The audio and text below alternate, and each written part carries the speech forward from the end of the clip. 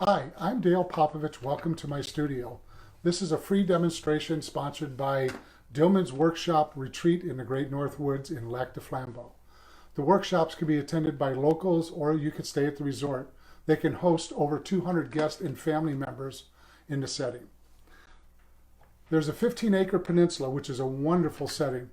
It has a full covered marina, pontoon, fishing boats for rent with 4 beaches on the 1,200-acre lake. And you have 24-hour access to your studio that you're working in. I don't think there's too many others that allow that. These are 4 to 5 day workshops that are offered and range from watercolor to oil to acrylic to pastel, collage, mixed media, fiber arts, pocket sketching, and drawing.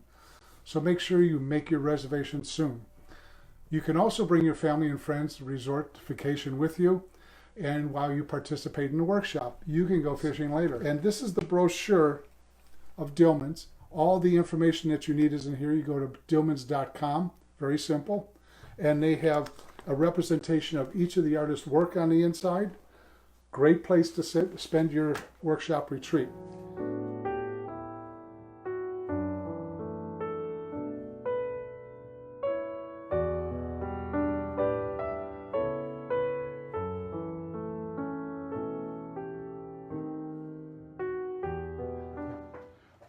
Okay, I'm doing the Wisconsin River at the very, very beginning. And it comes out of Lac Vieux des Aires, which is in Phelps, Wisconsin. Every New Year's Day, we go there. I'm there all year long, but every New Year's Day, we're taking pictures of it. And it has different levels of water, different amount of snow.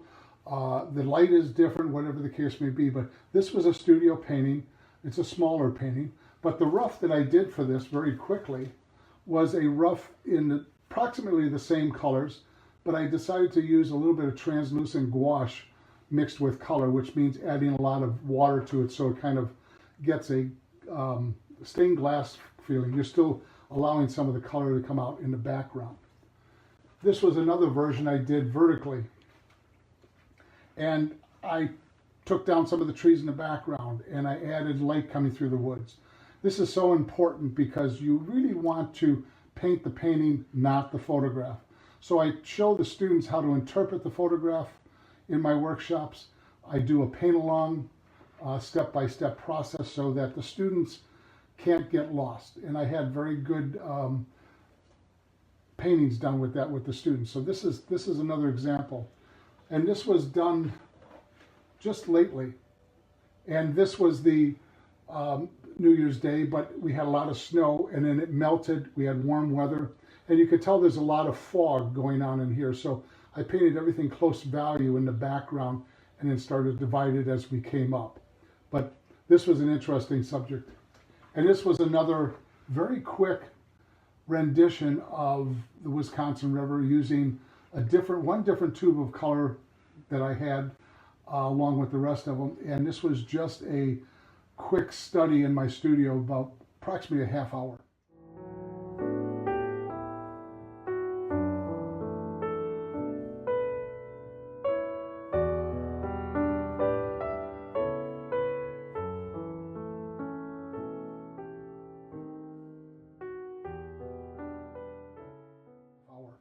So let we get into this. All right, Anne would like to know if you use masking. Very seldom. The reason why I don't like to use it is that you have to go back and soften a lot of edges. You have to rework a lot of things. So I kind of refrain from it unless I have a small individual parts and pieces that need to be masked off so that you don't have to interrupt your brush flow. You can then paint right across it, but I'm not a big fan of it. I use it occasionally. So I am using, Core Color, which is made by Golden Colors. I find their watercolors are quite outstanding. And the colors I'm using today are ultramarine blue, cobalt blue, sap green, burnt sienna. And those are along with the opaque white, which I'll use towards the end. So what I'm going to do is very carefully, I'm going to take the mister and I'm going to spray the top part of the painting. And when I mix my colors, I'm mixing them so that they are not over mixed on the painting. I just very quickly put this in, and I'm going to put in basic colors that I want to show up in the background. I'm going to add a little bit of burnt sienna here. And I'm just very, very lightly putting things on. I'm going to put in a little bit more cobalt blue.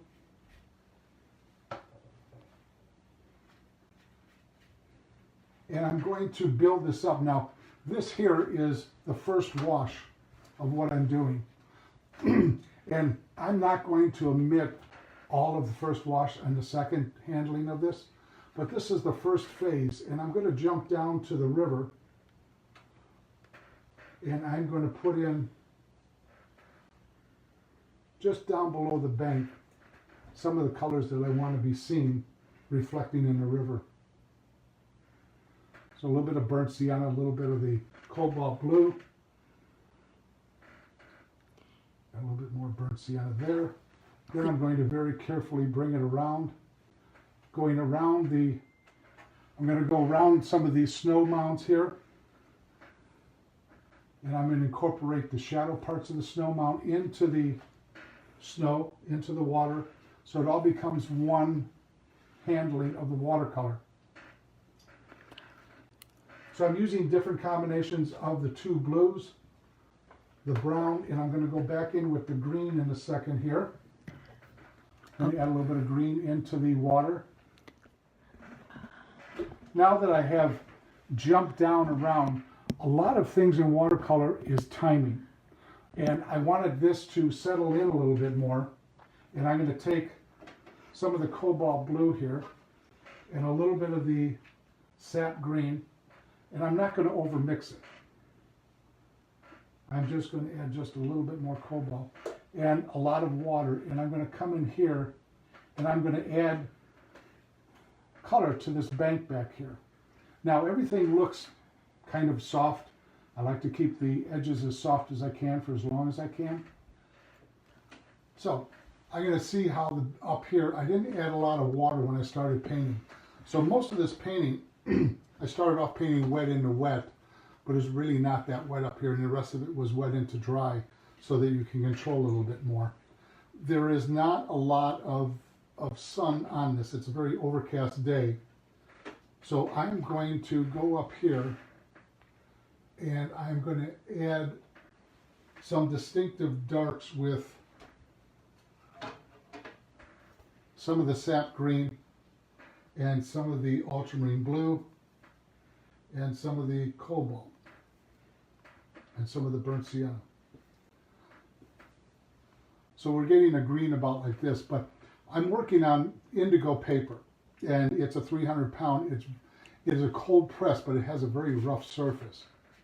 And what I'm doing here is that allowing this to show through in the light coming from behind. And I'm going to be very careful and soft about the edges of the forest coming up into the bank here.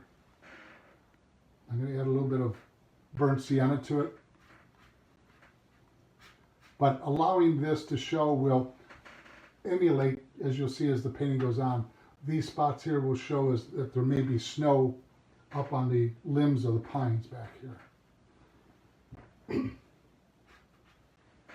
So I'm going to add a little bit of cobalt blue. Every 4 or 5 brush strokes I am changing my temperature, my value, my intensity, something that will signify change of value or color as we go across. It's a little bit more interesting to the eye. So you don't want green the same all the way across. You want to be able to change the look of things. Sherry wants to know the angle of Dale's easel. What angle is Dale's easel? If you're looking at, this is vertical, and it's at an angle approximately like this. If I'm working wet on wet, I'm working flat. So I don't want all the watercolor to run down. So I'll start out very flat, and as I progress through, I'll put it up on the easel. But I will not work too wet when I'm working upright. The reason why I'm working upright is that the camera can pick this up better. So I'm adding with the toothbrush right now a little bit of cobalt blue. I find that doing it this way, I'm not disturbing the pigment I've already put down. And I'm not adding really any more water to it. Now, you can, if you want, with a clean toothbrush, this is my wife's toothbrush, which has been the joke, I'm adding just water to this to make this softer, separate a little bit more. But you can see what's going on here. It's starting to kind of push out the pigment a little bit more. And while that is drying at this point a little bit, I am going to go into the river down below, and I'm going to add some of these colors in here. So I'm taking a little bit of cobalt, some of the sap green, and I'm going to signify where some of the color is in the water here. Diane would like to know how you get the tops of the trees like that. It's dry brushing.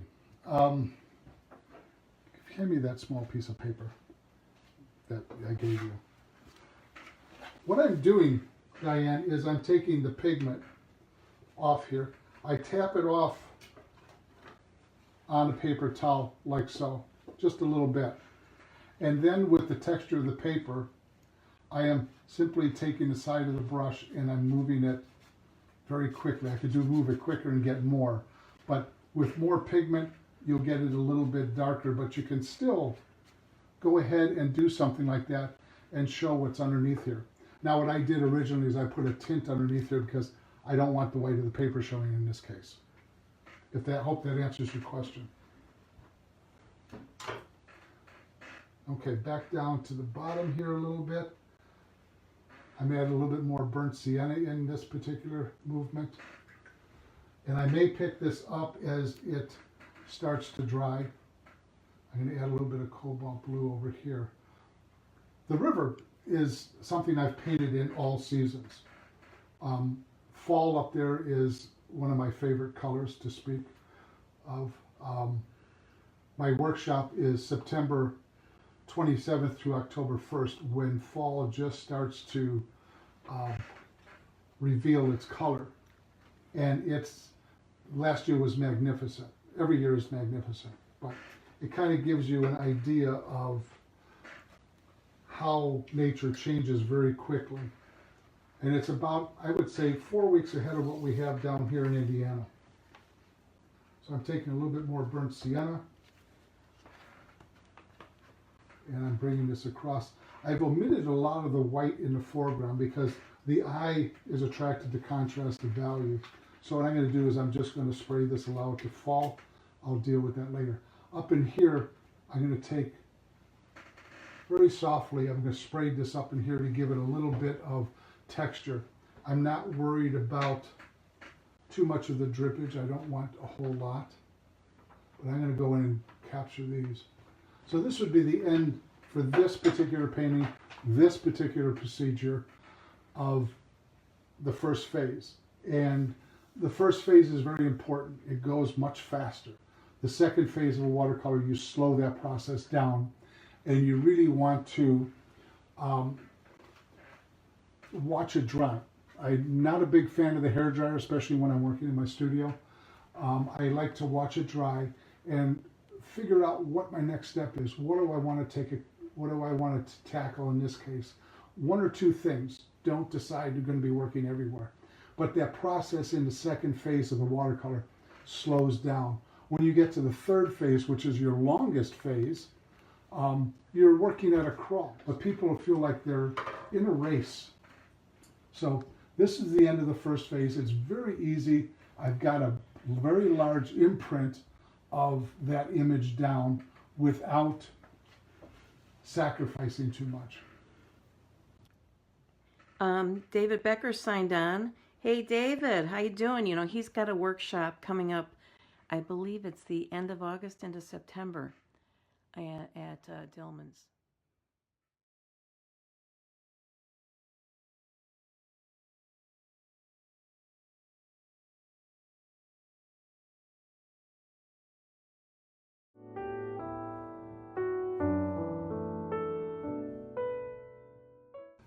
If I go in here at the right time,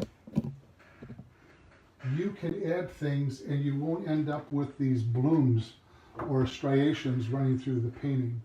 And I'm going to start to signify some of these trees. Now, learning how to anticipate when to go back in, it's trial and error. You have to kind of figure it out. And the way that I did that as a student is that I took all my old paintings, the backs of them, and worked on them, trying to figure out what I need to do. Now, in this particular scene, I'm not going to have this dark wall of pines going through. This is going to be a little bit of an opening back here for the eye to move into and out of. They're asking if we can zoom in. We can't zoom once we started the recording, but maybe at some periodic, different times you could take it off your easel and bring it a little closer to the camera. Let's bring it right now. Can you see this? Yeah. I can do that anytime you wish. Okay. Now, I hope that was good. If you have a problem with your following a photograph too much, post it 5-6 feet away from you. Look at the basic light and dark pattern, which is really what attracts the eye when I'm taking photographs. I look at it, I squint down, I decide how the light and dark pattern can work for me. Sometimes I'll lay down and take the picture, but it's something that you have to learn how to see the light and dark pattern. The basic imprint is usually what attracts my eye first. Now you can see that I have put in some trees. I'm going to add a little bit of cobalt or ultramarine blue to the burnt sienna. And I'm going to add a few more trees in here. And I'm going to bring them up from the snow here so that some of them are coming out further. And I'm going to try to paint this quite a bit differently than what the photograph is showing. Now, I'm going to take a paper towel and pull these dribs and drabs up. And you get kind of this airy feeling. It's going to get darker. Lucy wants to know, what colors are you using for the trees? I'm using a combination of sap green, ultramarine blue, cobalt, and burnt sienna. I'm also going to introduce the cobalt violet, which I forgot to mention at the beginning, and I'm going to add that in at this particular point. And I'm going to slightly grade down. So I mix together cobalt violet, cobalt blue, and a little bit of the burnt sienna. And I'm going to put that back in here. Just lightly here and there. I want that bank of the shore to fall back a little bit more. I'm going to add a little bit more cobalt to it. Now, one of the things with a snow scene is that anything white, snow being white, of course, anything that's white is cooler near you, and it gets warmer and grayer as it goes away. Now, everything else is warmer near you, and it gets cooler and grayer as it goes away. So white objects are something of what you call an anomaly, the way we see them. You can see it by observation. But white objects could be somebody in a white sweater or white shirt. If you have a line of these people up with white shirts, the white is cooler near you and it gets warmer as it goes away. So keep that in mind when you're painting any white object. So I'm cooling this bank down over here a lot so that this bank comes out. And really, when you add white to a color, it cools it. A lot of people don't know that. The first self-portrait I did, I added too much white and I was painting underneath the wrong light. And I ended up looking like I died on the way to school to show this. I got very chalky looking, but white will cool everything down. So when you want to, if you're painting with gouache, go to a lighter value color first and then add a little bit of white. So we have a basic feeling of what's going on in the background. I like to interpret the Wisconsin River in different ways. And I am going to go into the foreground at this point with some very dark waters here, and I'll show you here in a second. So I've taken ultramarine blue, the sap green and some burnt sienna. And this is a very dark, dense river here at this point. There's a lot of silt. And what I'm going to do is I'm going to take the toothbrush. This edge here has to soften and have a nice segue into that lighter area of reflection from the background. So I'm going to take a little bit more here, a little bit of burnt sienna, and I'm adding different values of that color. And I'm going to add a little bit of the burnt sienna in here, because what's up here is reflecting down here. You must initiate that. Now, I've had people in my workshops that have never painted watercolor before, and by showing them this step-by-step paint along, it became really kind of fun for them at that point, because they didn't feel like they were lost. And there's nothing worse than feeling like you're lost when you're learning. Any more questions out there? Love questions. Now I'm adding a lot of cobalt blue. So now we've got a true imprint of the scene, and I'm going to add more value into this snow mound. Actually, it was there, but the way the sun was being overcast and so forth, it wasn't showing up. Everything was like blanked out. So I'm going to very carefully allow that reflection of the snow mound to come in here.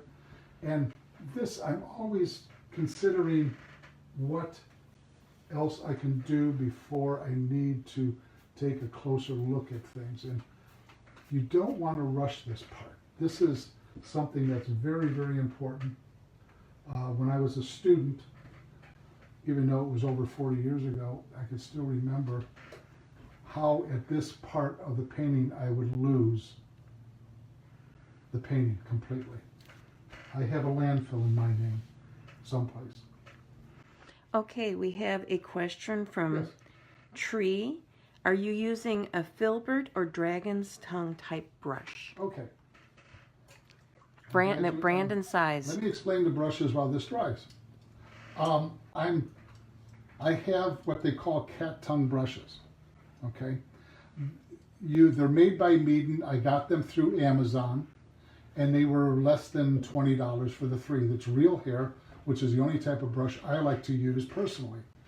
And unfortunately, a student from one of my other workshops went to Amazon to order them this last week, and they are sold out. They're made by Meaden, but they are good brushes. They allow you to have different brush strokes. It's kind of like a mop, but it has a point. You can get a nice thin line by using it this way, or you can use it on the side. You can push and pull these things quite nicely. What size are they? This is, they all wore off. This is a number 10, 12. This is about a number 8, and this was number 4 or 5. But the one brush that I've used since I entered art school years ago is this ox hair 1-inch flat. It's made by Marilla. It's I don't know if they're in business anymore, but I've had this for over 40 years. If you take good care of your brushes, they will last. Now, you always rinse them out with cool water, never soap, and it just is always a great brush. Another brush that I used for years was my number 12 round by Winsor Newton and series 133, and it's a great brush. I still have it. I still use it occasionally.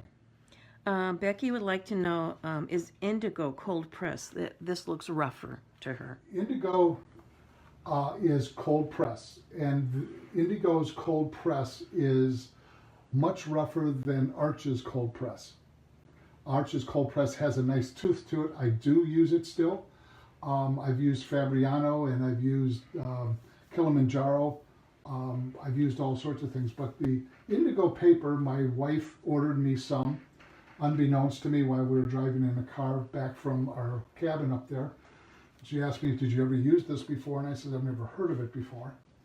And she says, well, you're getting a packet of 5 2 days after we get home. And I kind of fell in love with the paper. It's 100% cotton, which all watercolor paper that you use needs to be 100% cotton. And Ellen said that she just got a set of these brushes a few weeks ago. They're 4, 8, and 12 in size. Okay. Jim would like to know, he said he noticed that you've got the Core logo up on the top. Yes, I'm using Core watercolor paints. Wonderful paints. And we got them, my wife got them in a raffle down in Indianapolis with the Indiana Watercolor Society by chance. And I came home, used them, and I've used Holbein, Winsor Newton. I still do occasionally, but now I'm predominantly using Core paint. It stays wet longer, very much like I think M. Graham, who has honey in her paint. They're very vibrant, and they have different names of the colors on some of them that they use. I was using a yellow the other day, and it's bismuth. Bismuth? Bismuth Van Date yellow. I don't know where they came up with the name, to be truthful. Okay, Karen said, would you again explain the dark area of the water and how you integrate it into the bank behind it? Up in this area here, I'm assuming. Oh, the dark? Well, I started here. Okay, there is a dark area that transcends from the reflection of the snow into the water here. And then it starts with what is being reflected up above it, if you can see that.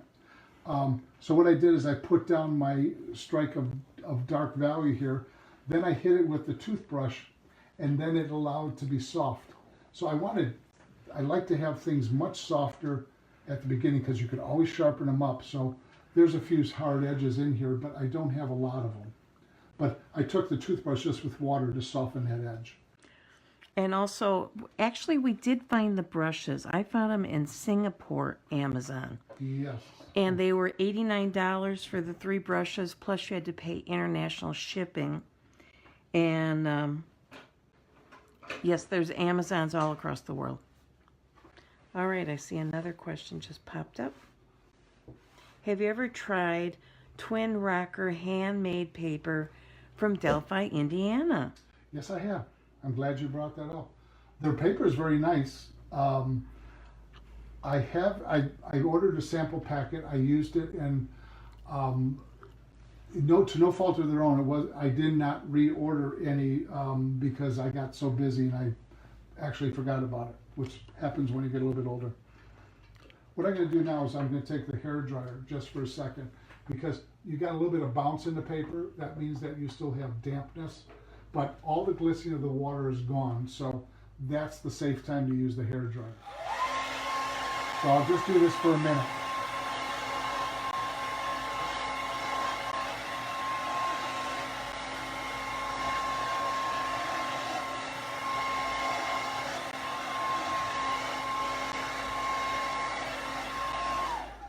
That's about all I need. Actually, we've been wanting to do a blog post on Twin Rocker since it's almost in our backyard.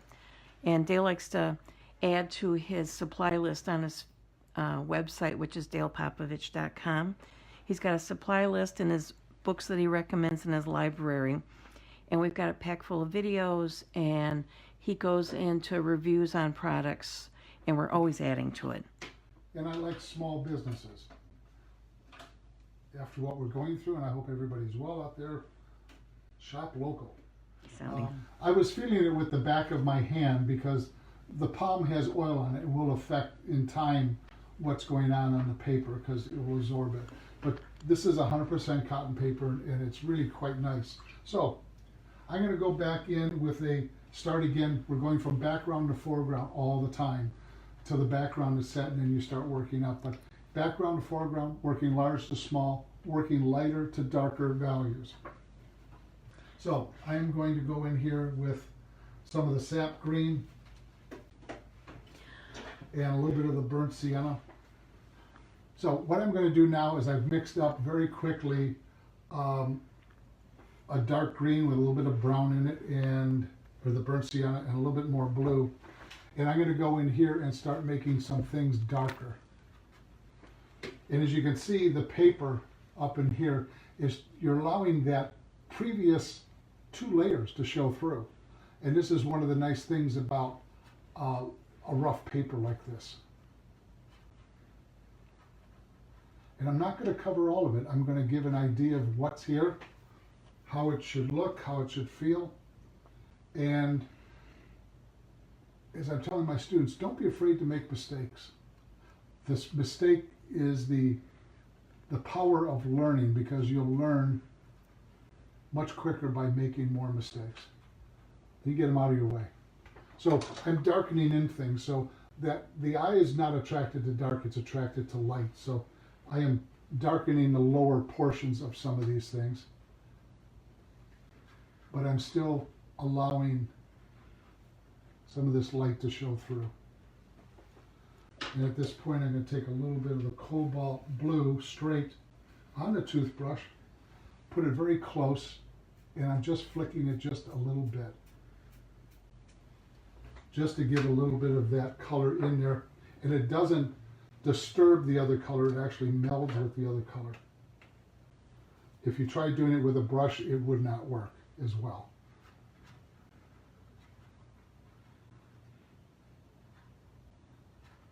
And I'm going to give this a totally different feeling than what's in the photograph.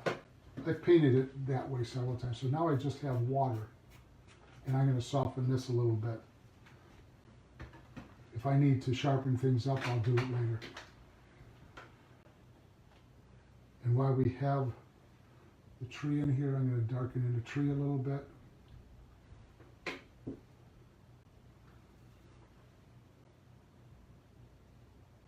Put another tree in here, and one coming in and out of the pines over here. So you have that feeling of going in and out of the trees a little bit more. I'm going to add a little bit more of the ultramarine blue. I think if I make this lighter area back here, it'll be a little bit more pleasant instead of that dark wall of color. All right. Pam would like to know, what is the most important aspect to show the edge of snow to water?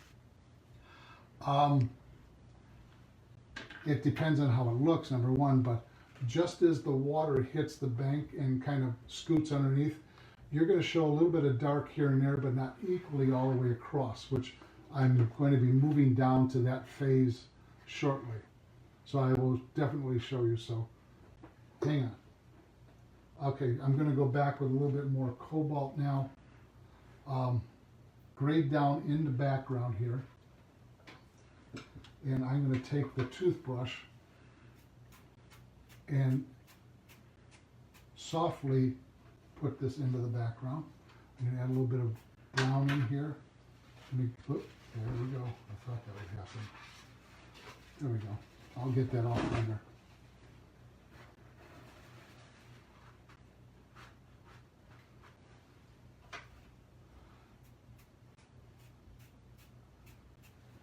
And then while I have that just lightly put in, I'm going to go in and put in some trees in the background to feel like it's holding up some of these masses back here.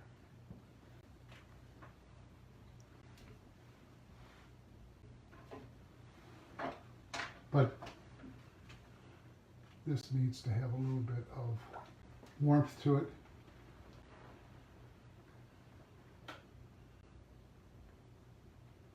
And what you'll find in the workshops, I don't know how many workshops people take a year, but every watercolorist always works a little bit differently, which is a good thing, but it always amazes me to see so many different approaches. Now I'm coming over here to this side, and like I said, I'm going to leave that middle area open for a little bit more color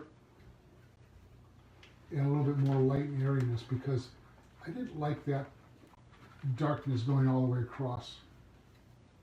Doreen wants to know, how do you get the cushion effect you see when snow piles up on the edge of water or on an object?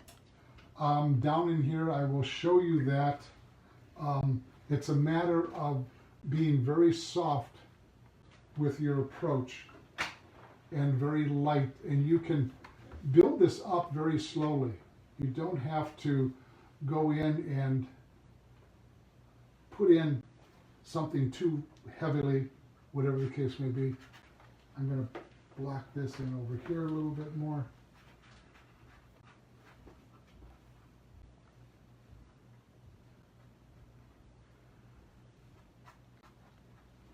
So you get kind of a feeling that it goes back in here. Now, at this point, I am going to pull out some light with this 1-inch ox hair. You can do it with any 1-inch brush. And I am just manipulating a few things here and there so that it doesn't become too hard of an edge. And I'm going to put in a birch tree. You always got to have birch trees up there. And I'm going to put in one over here just very lightly.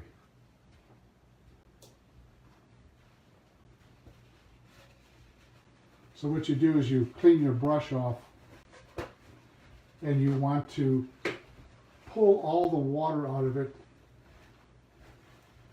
that you can. I'm going to put these couple birch trees back in here. And you can do this a couple times over the same tree to get your desired lightness by pulling up. I'm going to put one over here. So you start to see that. Let me clean off my palette. I'm changing my water out so my colors don't get dirty. You don't want to keep on remixing into the same colors all the time because eventually they do get muddy. So here's where we're at right now. You can see the light that from the very first wash and second wash that I put on, how you can see through the woods, okay? And it does give the feeling that there is still some snow hanging on those boughs there a little bit more. You see that a little bit better? Yes, and Ann says thank you. You're welcome. Any questions? Good. Now, let's get into the snowbank here. This is still too light for what's up front. So lights get darker as they recede, and darks get lighter as they recede. So what they end up doing is they converge at the end to where they're closer in value. But before I do that, I'm going to do one little thing here. In my workshops, I go through all the properties of composition, values, and colors, and temperatures, and so forth, so that nobody's lost, and I repeat them many times, because repetition is the best thing as far as I'm concerned.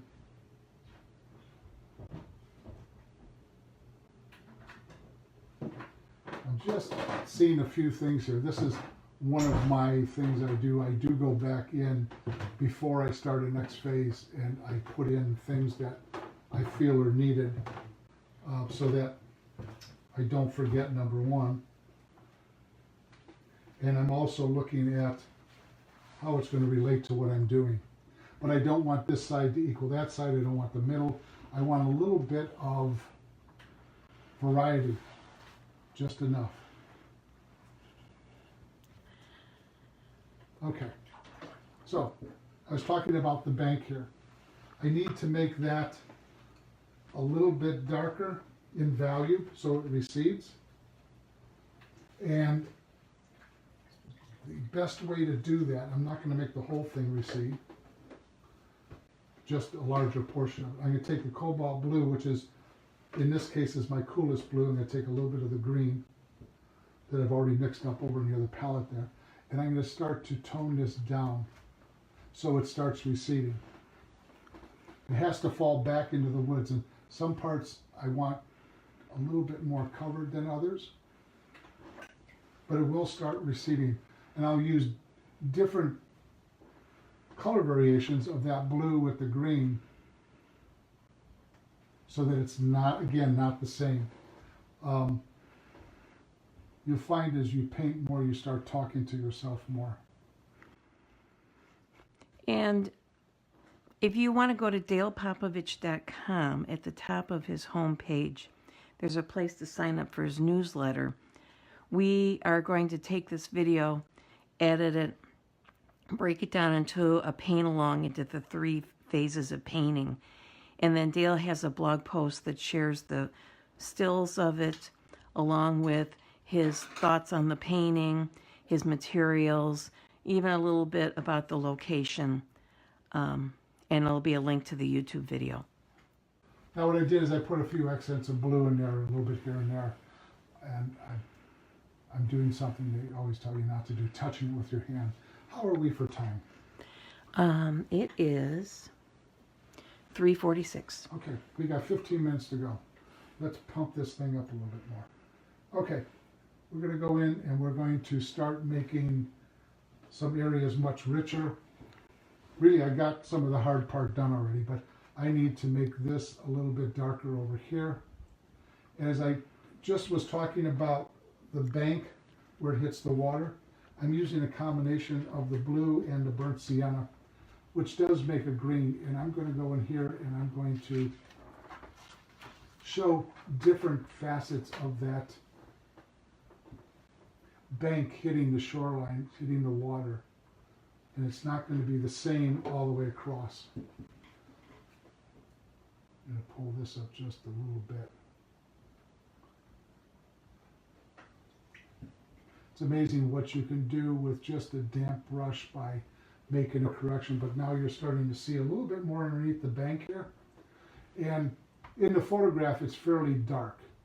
And I, being there and taking mental notes or notes, I know exactly what color it is or what value it is, because photographs are not the best thing to bank on.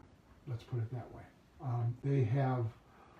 They're not real when you come down to it. They give you a reasonable facsimile of what you're seeing as far as values and the structure and so forth, and idea of color, but really looking at it and making notes of what needs to be done is important. So I always say every painting's an adventure and you explore different things in different ways.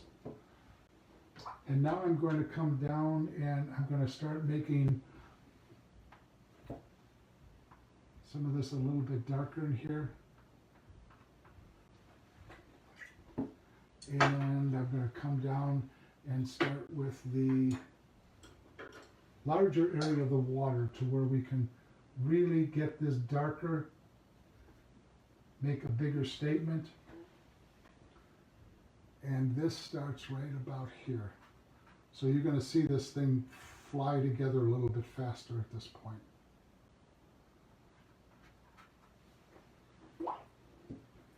Now, the one thing that I did before is I put down this edge up against where that light's hitting, and I'm going to hit it with a toothbrush with a little bit of water to create that little bit of a segue going on there. It'll soften that edge. And I add a little bit of color back in here a little bit more. And I really don't worry about the shapes of the snow all that much. It's something that changes from day to day. So what you're seeing here probably would be much different the next day. So you can start to see this thing. And again, I'm not painting the entire water surface. Some of these little spots in here that you're seeing in here are from the original wash. And that allows to have a little bit of sparkle in the light and so forth. So I'm using a lot of blue here. And then I'm going to add a little bit of brown right here for the reflection of that tree. This one, I don't have to worry about that too much.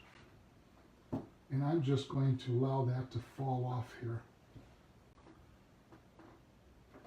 This is the impact of the painting at this point. And right along the very edge here, I painted that just a second ago, I'm going to put in a little bit of blue coming across here. I want this front part just to fall away. Things are bothersome to the eye. Sometimes you use them, sometimes you won't. And then I have the shadow side of the bank here. And I still have to put something up there. And I'm going to take and soften that, and I'll separate it later. This is the end of phase 2, and I'm going to go very quickly on phase 3.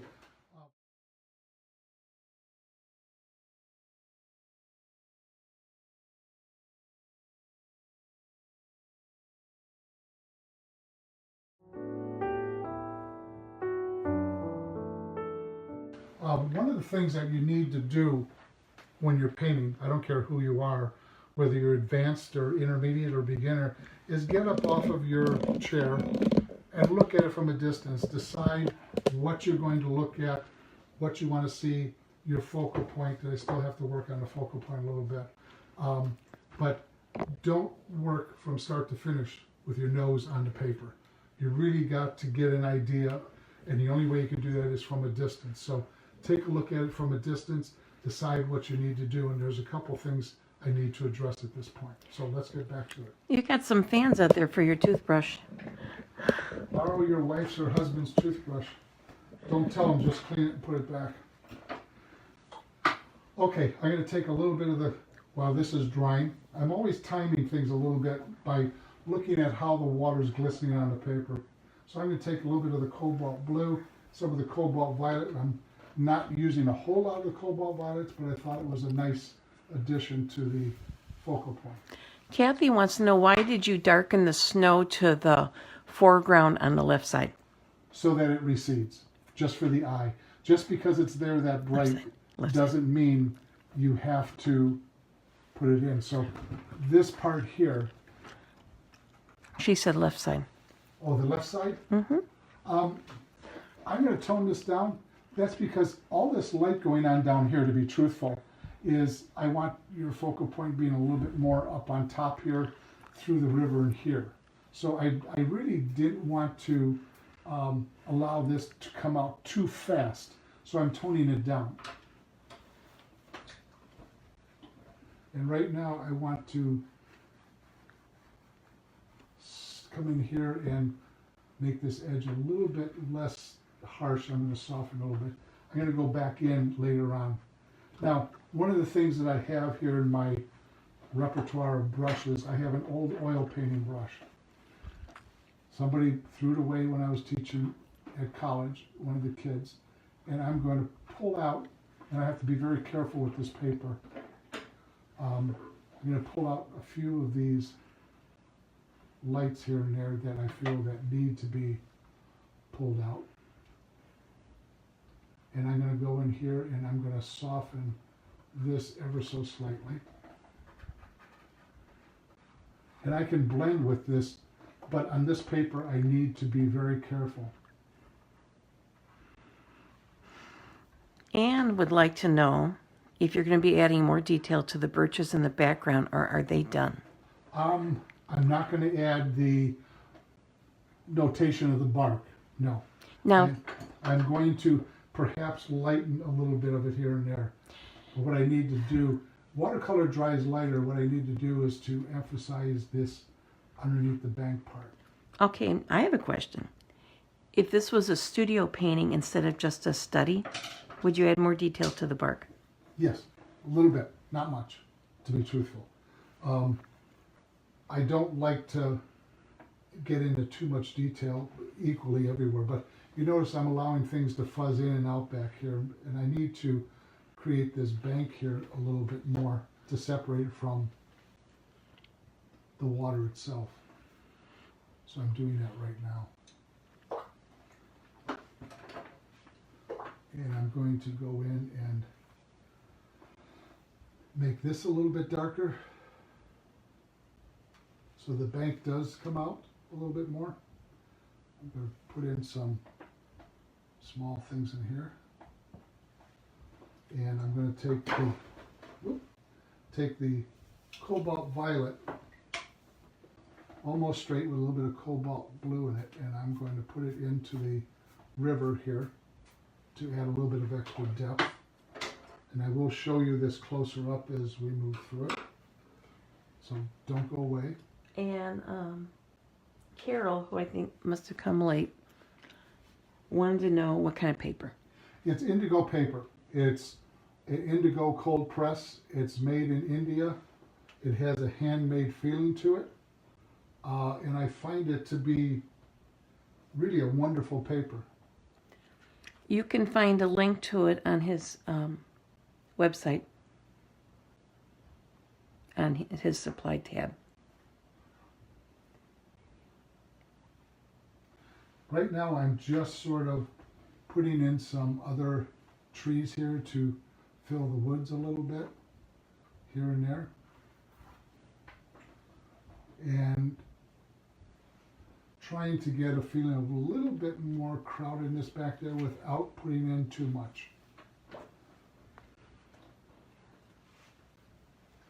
You figure this painting is 45 minutes into its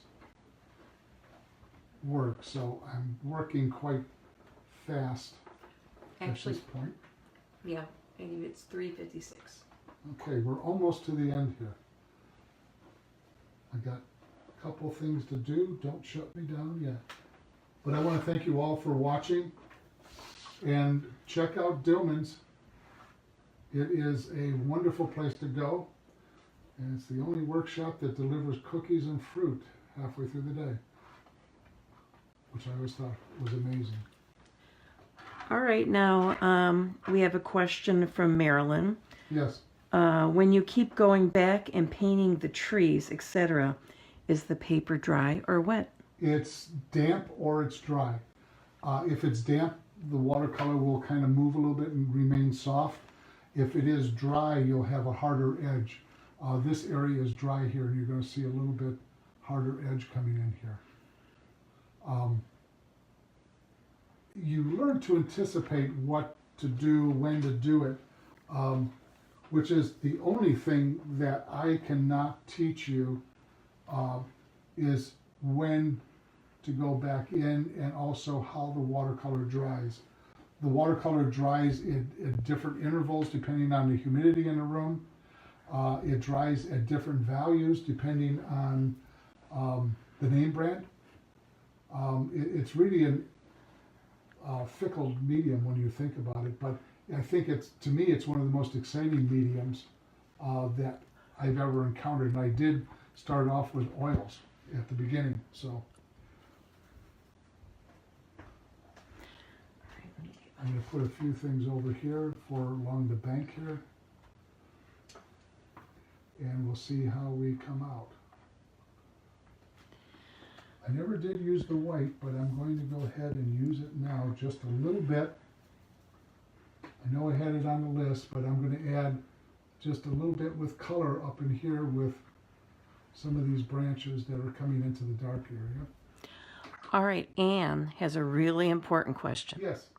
She wants to know the most difficult decision is to know when you're finished. Do you have any tips on how to determine when you are done? That is actually the hardest question, to be truthful. When I stopped being a student and started being a professional, and then I started teaching, I started to step back more in my paintings, as I was expressing before. It's something that you have to take a look at. Now, I'll have paintings in my studio for maybe a month or two after I thought I finished, and I wasn't quite finished. So I start to see things that I need to do, little adjustments. I even had a painting up to a year in my studio one time. So let's take the tape off.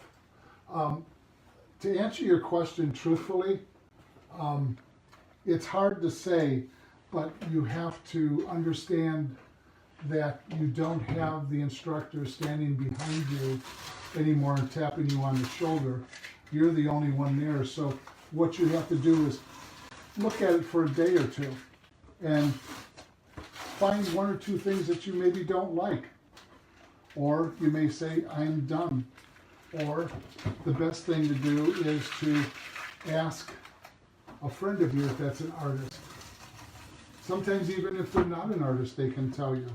So this is what we ended up with in about 45 minutes. And usually I'll spend anywhere from Maybe a little closer? 3 to 6 hours on a painting, maybe a little bit larger than this.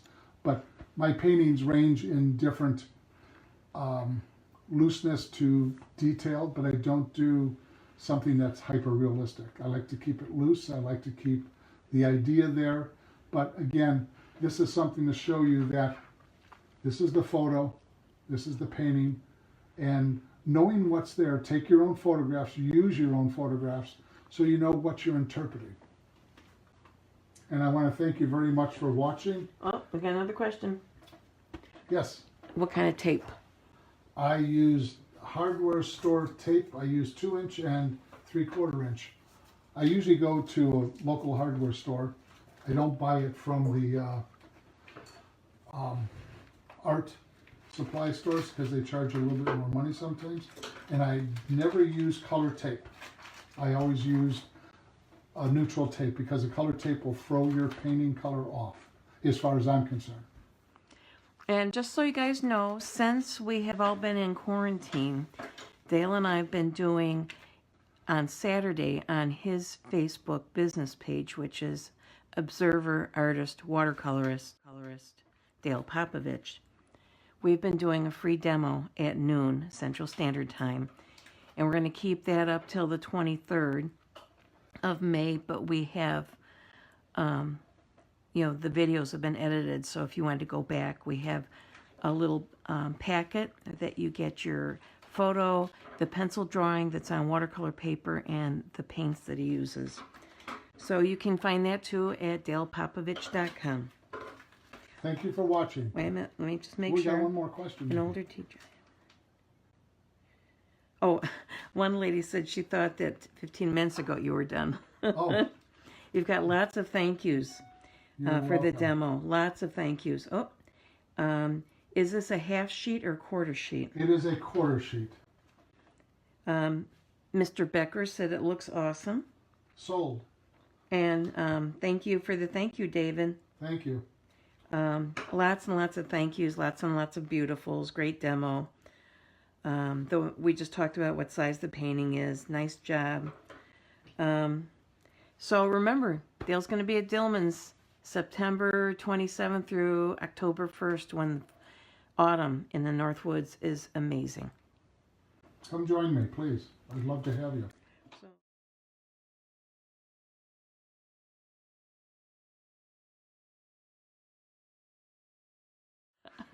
No, I just want to thank you for watching and asking questions. And I hope to meet you sometime in the future at one of my workshops. And have a great day. And please be safe. Bye-bye. Bye-bye. But this is the painting that I did. I finished it up in the studio afterwards. Took about an hour longer. And this is where I ended up. So this is what the Wisconsin River looks like in the winter on New Year's Day with some changes in the background.